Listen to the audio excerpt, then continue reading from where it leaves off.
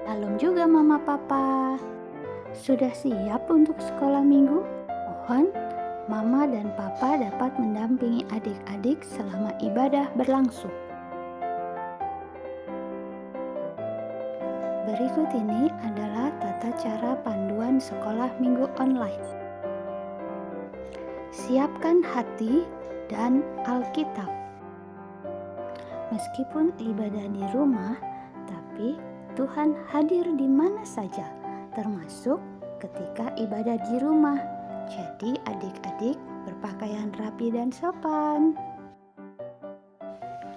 Selama ibadah berlangsung, tidak boleh sambil makan, minum, juga sambil bermain. Duduk dengan rapi dan tetap menjaga jarak. Bernyanyi memuji Tuhan dengan penuh semangat. Sebagai rasa syukur, jangan lupa persiapkan persembahan. Mendengarkan firman Tuhan dengan baik. Jika adik-adik tidak mengerti, tanyakan pada Mama dan Papa. Selamat beribadah. Tuhan Yesus memberkati.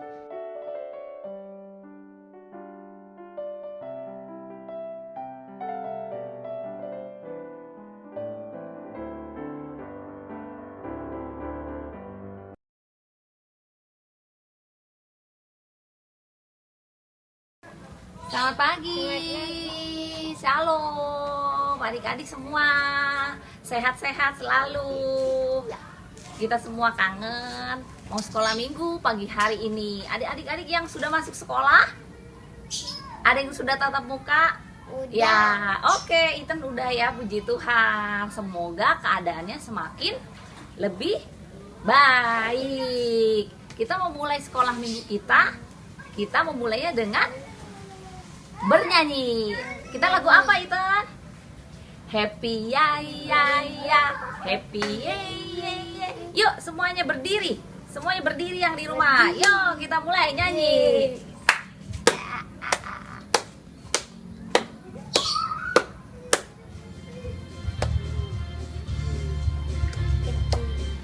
Semuanya ikutan ya.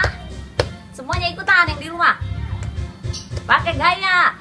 Happy ya ya ya, happy ya ya ya. Saya senang jadi anak Tuhan. Siang jadi iman, menjadi impian. Makin mendalam. Semuanya. Lagi.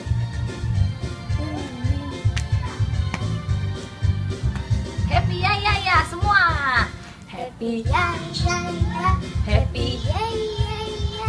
Saya senang jadi anak Tuhan.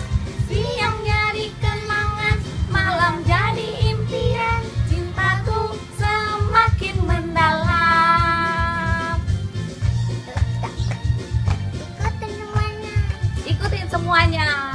Pinter semuanya.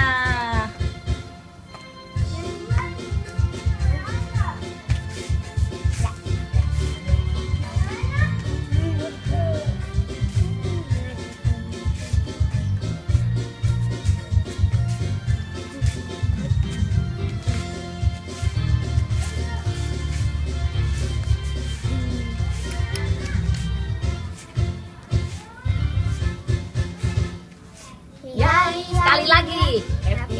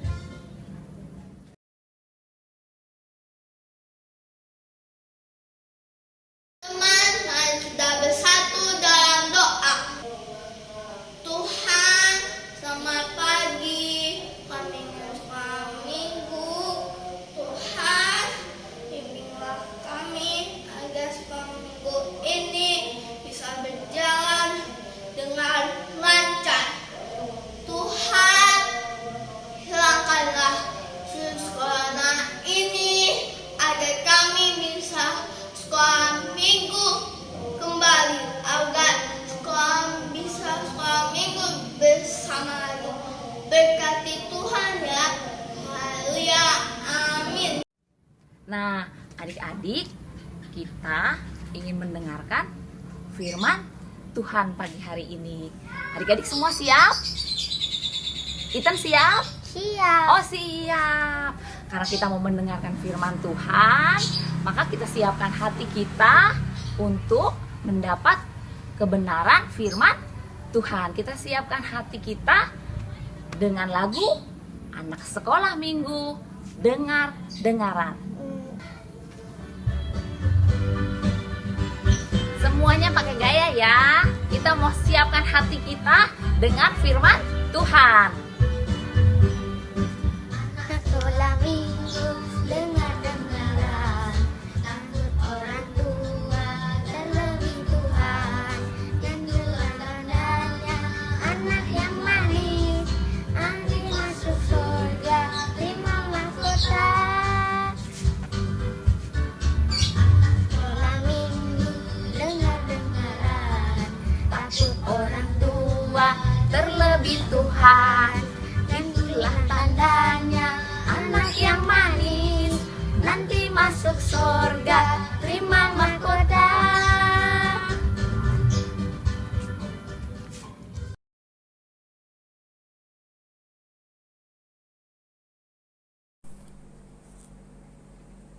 Selamat pagi adik-adik. Sebelum kita membaca dan merenungkan firman Tuhan, kita berdoa dulu. Terima kasih Tuhan, terima kasih Yesus untuk hari Minggu yang cerah dan ceria ini. Kami anak-anak-Mu datang untuk berkumpul, bersekutu, merenungkan firman Tuhan. Kiranya Roh Kudus mengurapi kami, mampukan kami untuk dapat mengerti dan memahami apa yang Tuhan kehendaki melalui firman pada pagi hari ini. Dan untuk adik-adik ini, kiranya Tuhan jamah mereka dan urapi mereka, serta mampukan mereka untuk jadi saksi-saksi Tuhan di dalam menyatakan kebenaran firman-Mu melalui cara hidup mereka yang baik, yang berkenan kepadamu. Berfirmanlah Tuhan, karena kami telah siap merenungkannya. Di dalam nama Yesus, firman yang hidup, kami berdoa. Amin.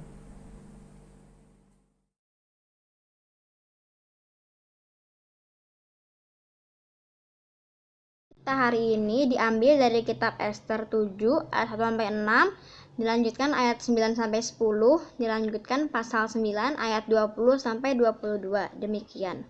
Haman diadukan oleh Ester dan dihukum mati. Datanglah raja dengan Haman untuk dijamu oleh Ester, sang ratu. Pada hari yang kedua itu, sementara minum anggur, bertanyalah pula raja kepada Ester, "Apakah permintaanmu, hai Ratu Ester? Niscaya akan dikabulkan. Dan apakah keinginanmu, sampai setengah kerajaan sekalipun akan dipenuhi?" Maka jawab Ester, sang ratu, "Ya raja, jikalau hamba mendapat kasih raja dan jikalau baik pada pemandangan raja, karuniakanlah kiranya kepada hamba nyawa hamba atas permintaan hamba dan bangsa hamba atas keinginan hamba. Karena kami hamba serta bangsa hamba telah terjual untuk dipunahkan, dibunuh dan dibinasakan. Jikalau seandainya kami hanya dijual sebagai budak laki-laki dan perempuan, niscaya hamba akan berdiam diri, tetapi malapetaka ini tiada taranya di antara bencana yang menimpa raja."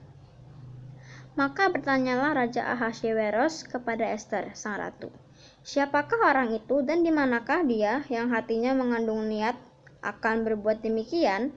Lalu jawab Ester, "Penganiaya dan musuh itu ialah Haman orang jahat ini." Maka Haman pun sangatlah ketakutan di hadapan raja dan ratu. Sembah Harbona, salah seorang sida-sida yang di hadapan raja. Lagi pula tiang yang dibuat Haman untuk Mordekai, orang yang menyelamatkan raja dan pemberitahuannya itu, telah berdiri di dekat rumah Haman. 50 hasta tingginya, lalu titah raja, "Sulakan dia pada tiang itu." Kemudian Haman disulakan pada tiang yang didirikannya untuk Mordekai. Maka surutlah panas hati raja. Maka Mordekai menuliskan peristiwa itu, lalu mengirimkan surat-surat kepada semua orang Yahudi di seluruh daerah Ahasveros, baik yang dekat, baik yang jauh, untuk mewajibkan mereka supaya tiap-tiap tahun merayakan hari yang ke-14 dan yang ke-15 bulan Adar. Karena pada hari-hari itulah orang Yahudi mendapat keamanan terhadap musuhnya, dan dalam bulan itulah duka cita mereka berubah menjadi sukacita, dan hari perkabungan menjadi hari gembira, dan supaya menjadikan hari-hari itu perjamuan dan sukacita, dan hari untuk mengantar makanan, dan untuk bersedekah kepada orang-orang miskin. Demikian sabda Tuhan. Ya adik-adik, tadi sudah mendengar pembacaan Alkitab dari rekan kalian. Bacaan mengenai seorang ratu yang bernama Esther, di mana pada hari itu raja bersama panglimanya yang bernama Haman datang berkunjung ke tempat Ratu Esther. Dari kunjungan itu raja bertanya kepada ratu apa yang menjadi permintaannya dan apa yang hendak dia sampaikan. Maka kalau Esther mengajukan permohonan, raja akan mengabulkannya. Kemudian Esther menyampaikan bahwa ada rencana untuk membunuh saudara-saudara sebangsanya, termasuk dengan saudaranya Mordekai. Dan jikalau raja mengasihi Esther sebagai ratu, maka Esther minta raja untuk menolong, melindungi bangsanya. Mendengar cerita itu, raja menjadi marah. Raja marah dan raja bertanya, siapa orang itu yang ingin membunuh saudara-saudara Esther? Akhirnya Esther mengatakan terus terang bahwa orang itu adalah Haman. Akhirnya dari cerita ini kita melihat bahwa Haman akhirnya dihukum gantung di tiang yang ia bangun untuk menggantung Mordekai. Tiang yang ia buat sendiri akhirnya dipakai untuk menggantung dirinya. Nah, adik-adik, kalau mau bertanya, pernahkah adik-adik mendengar kisah-kisah kepahlawanan wanita di Indonesia? Ada yang bernama R.A. Kartini, Dewi Sartika, Cut Nyadin, Cut Mutia, Marta Christina Tiahahu, dan masih banyak lagi pahlawan-pahlawan wanita. Bahkan hingga dengan saat ini pun banyak tampil mereka-mereka yang disebut pahlawan wanita, baik dalam bidang olahraga yang memajukan, yang membuat nama bangsa menjadi megah di luar negeri. Ada juga wanita-wanita yang hebat yang membuat penemuan-penemuan yang digunakan oleh banyak orang untuk kemakmuran banyak orang. Kita juga pernah mendapatkan presiden wanita yang pernah memimpin bangsa Indonesia. Mereka-mereka ini disebut pahlawan. Walaupun ada yang tidak mengangkat senjata berperang. Misalnya R.A. Kartini, dia tidak ikut berperang. Tapi dia berjuang untuk membangun wanita Indonesia agar mereka bisa membaca dan menulis. Mereka juga mempunyai hak yang sama di hadapan hukum dan hak yang sama untuk mendapatkan pendidikan sama seperti kaum pria. Sama juga dengan Dewi Sartika, seorang pahlawan wanita dari tanah Sunda, yang juga berjuang sama seperti R.A. Kartini, memajukan pendidikan bagi wanita-wanita di daerahnya. Lalu ada pahlawan wanita yang terlibat langsung di dalam bergerilya, memimpin dan mengatur strategi perang. Misalnya Cut Nyadin, Cut Mutia, Christina Tiahu. Mereka ini adalah orang-orang yang berjuang mengatur strategi berperang melawan Belanda. Nah, adik-adik, mereka disebut pahlawan bukan karena mereka berjuang untuk dirinya sendiri. Mereka disebut pahlawan karena mereka berjuang untuk banyak orang. Mereka berjuang untuk rakyatnya. Sama seperti Esther. Esther pun berjuang untuk keselamatan rakyatnya. Saat ini banyak juga tampil pahlawan-pahlawan yang juga berjuang untuk membawa nama bangsa. Seperti kemarin kita mendengar ada Gracia Poli dan temannya, rekannya mendapatkan medali emas yang akhirnya membuat nama Indonesia harum di luar negeri. Itu mereka disebut pahlawan karena mereka berjuang sekali lagi bukan untuk diri sendiri, tapi untuk banyak orang, untuk bangsanya. Mereka tidak mau bangsanya ditindas, mereka tidak mau saudara-saudara sebangsanya dihina, mereka tidak mau nama baik bangsanya diinjak-injak, mereka tidak mau. Akhirnya mereka rela untuk berjuang. Nah sekarang, bisakah adik-adik menjadi seorang pahlawan? Kita semua bisa menjadi pahlawan. Kita semua bisa menjadi orang yang berguna bagi orang lain. Misalnya, dengan hal kecil saja, adik-adik membantu orang tua di rumah, menolong rekan yang kesusahan, dan berikan pertolongan pada orang lain. Itu juga sudah disebut pahlawan. Pahlawan itu bukan seseorang yang dia berpangkatnya pangkatnya tinggi atau dia menjadi panglima baru dia disebut pahlawan, tidak. Atau pahlawan itu seseorang yang dia karena ditakuti oleh orang lain, tidak. Pahlawan itu adalah seseorang yang berguna bagi banyak orang. Dan apa yang dia lakukan dirasakan juga oleh orang lain. Membawa kebaikan bagi orang lain. Sehingga orang lain pun merasa senang. Adik-adik bisa menjadi seorang pahlawan dengan berbuat hal-hal yang membuat orang lain senang. Menolong orang lain itu juga disebut pahlawan.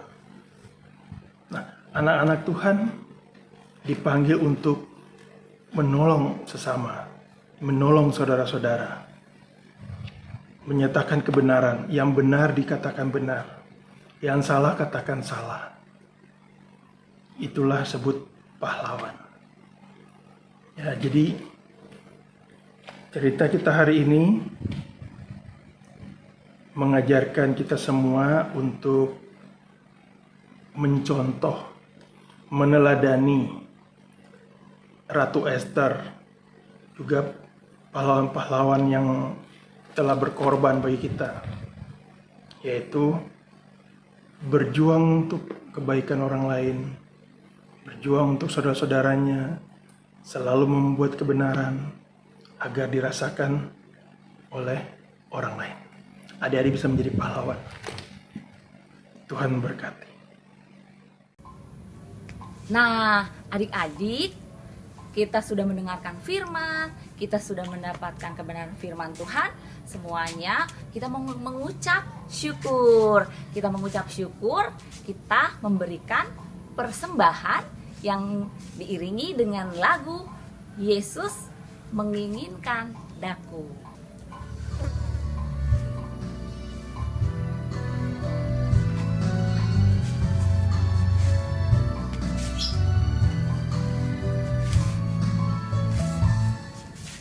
Yesus menginginkan daku bersinar baginya, dimanapun ku berada, ku menyenangkannya. Bersinar, bersinar, itulah kehendak Yesus. Bersinar, bersinar, aku bersinar terus.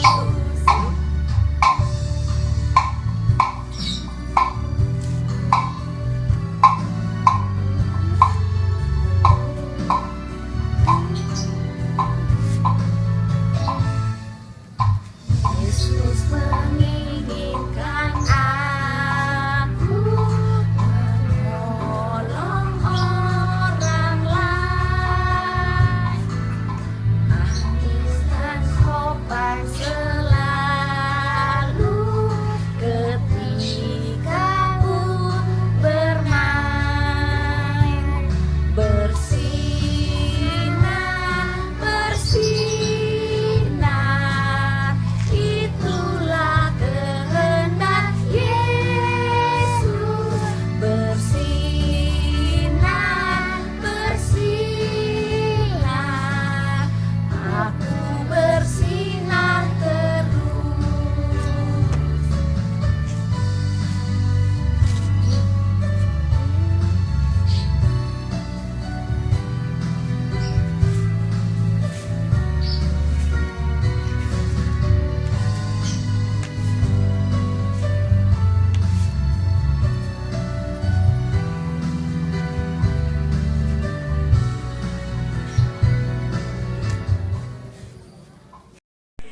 Mari kita bersatu dalam doa. Selamat pagi Tuhan. Selamat pagi Tuhan. Saat ini Kami kami telah telah mengumpulkan mengumpulkan persembahan. persembahan. Kiranya Kiranya Tuhan Tuhan memberkati persembahan kami saat ini. Kami juga akan mengakhiri kebaktian hari ini. Terima kasih Tuhan. Haleluya. Amin. Nah, adik-adik, sampai juga di penghujung kebaktian kita pagi hari ini. Sampai bertemu lagi di ibadah sekolah minggu selanjutnya. Adik-adik tetap semangat, sudah mendengar firman Tuhan, dan kita mau menjadi pahlawan-pahlawan kecil. Siapa yang mau jadi pahlawan kecil? Iya, Ethan dan semua adik-adik. Kita nyanyikan lagu Aku Pahlawan Kecil.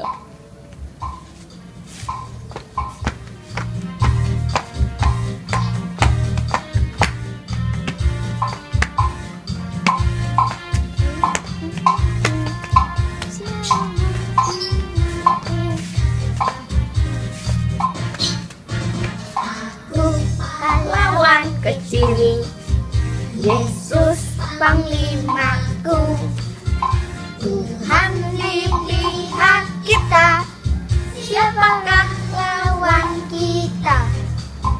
Akulah pahlawan Kecil, Yesus panglimaku, Tuhan di pihak kita, siapakah lawan kita? Tidak ada.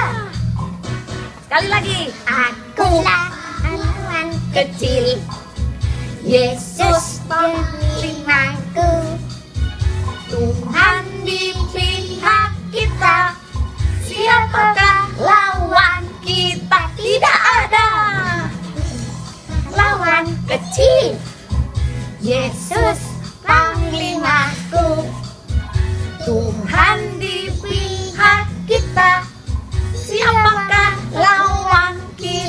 tidak ada di pihak kita. Siapakah lawan kita? Tidak ada. Siapakah lawan kita? Tidak ada. Dadah.